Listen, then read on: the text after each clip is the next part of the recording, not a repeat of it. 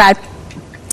Well, Amazon says this week's Prime Day event was its most successful, but that means it'll be a prime time for porch pirates to strike as people await their packages. Now, joining us with more is Neesha Hothi with the Better Business Bureau. Good morning. Thanks for joining us. Thanks for having me.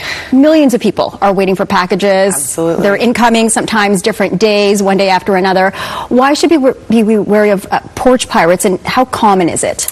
So it's becoming increasingly more common, and the reason for that is because we do buy so much online now, and there includes our personal information. So this is kind of an evolution of mail theft. There's a way to get your identity. There's a way to get information about you. There's also ways to ask you for more information, which is a little bit of the kind of the workaround here. So if you get a delivery notification via text or email, it's like, oh, we missed you, or oh, there's extra duties involved. Well, now you've clicked that link and you've gone on down the rabbit hole, and it may not be for a package for you at all. And so you've got to be really careful about those things, because what they're really trying to do is get you to give up more information. And does it seem like a lot of people have security cameras these days? It seems like people don't care that they're being seen. It doesn't seem to be something that they do care about. I mean, you put on a hoodie, you run out the door. It's also a difficult thing to track and follow, right? So if someone is in a car, they wait for you, they're like, you run up, grab a package, they grab the car, you jump into the car, and off you go.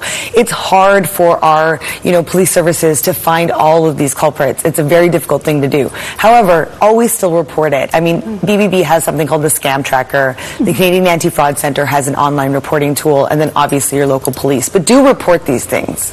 I'm reading in some articles that there are people, I guess through another scam, they're dressing up as fake Amazon drivers and replacing your packages with fake packages. How common is that in Canada? We haven't had a whole lot of prevalence here in Canada, but we have seen it happen. And when they're doing that, what their intention is either to take your information and or to resell. They don't know what's in that package, but it could be golden, right? And so if you're getting expensive packages, I recommend two things. Get insurance if that is feasible, and two, ensure that you could do delivery with a signature. That way, at least someone has received it. If you're not going to be home, then maybe send it to your workplace or send it to a good friend or a parent, or, do something like that so that you know that it's been received by someone. Yeah, that's a great idea. I know we get some Amazon packages sent here to the building. What can people do?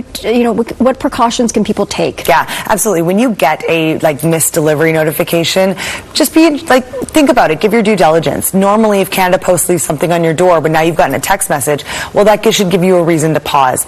Don't click the link from the actual text message. Go back to the carrier's website. Use your tracking number so that you know that it's on their official website with your tracking number. You're not accidentally opening a link that just happens to use your name. Because what if they've already gotten your information? They've sent you this text message because they've got your cell phone number, and now they're saying hey, I have this for you. You need to click here to pay duty. You put in your credit card, and then you're just down the rabbit hole. And then turning to, I guess, if you are a victim of theft, can you get a refund from Amazon?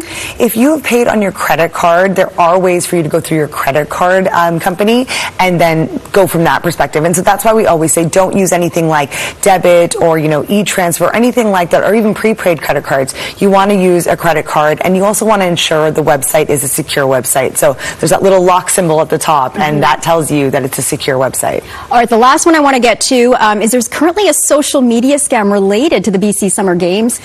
Yeah, so BC Summer Games are happening in Maple Ridge, and it is crazy because there is a Facebook and an Instagram page that have popped up mimicking the game's social media. And what they're asking parents to do is to set up an account for a live stream. Yeah, and when you set up that free account, then they'll ask you for payment information to actually access the live stream. There is no live stream, and so the official channels have been trying to share this information, but this is targeting all of those parents and officials who might be all over the province. There are 3,000 kids coming to Maple Ridge to compete, so that's a lot of people that they're targeting. Okay, great reminder there. Thank you. Thank you so much for joining us. Great tips on how to keep our packages safe as well. That's Neesha Hothi with the Better Business Bureau.